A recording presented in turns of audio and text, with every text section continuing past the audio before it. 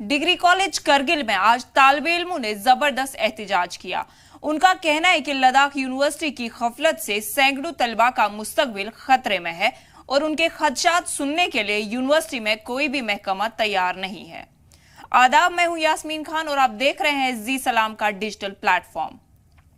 लद्दाख जो तकरीबन 6 महीने तक शदीद सर्दियों की वजह से ठप पड़ जाता है, वहां के तालिबे इल्मों के लिए पढ़ाई करना काफी मुश्किल अमल है। ऐसे में यूनिवर्सिटी और कॉलेज हुकाम की इस मामले में चुप्पी इख्तियार करना एक लम्हा फिक्रिया है। परेशान कुन तालिबे इल्मों का कहना है कि उनके साथ ज्यादती हुई है। उनके 5th और 3rd सेमेस्टर के जो नताइज सामने आए हैं, उनमें से कई बच्चों के रिजल्ट में नॉट अवेलेबल या एब्सेंट नोटिफाई हो रहा है। इसके चलते तालिबे इल्मों ने यूनिवर्सिटी का दौरा किया, लेकिन वहां यह बताया गया कि यह गलती कॉलेज की तरफ से हुई है और जब कॉलेज वालों से पूछा गया तो बताया गया कि गलती यूनिवर्सिटी की तरफ से हुई है।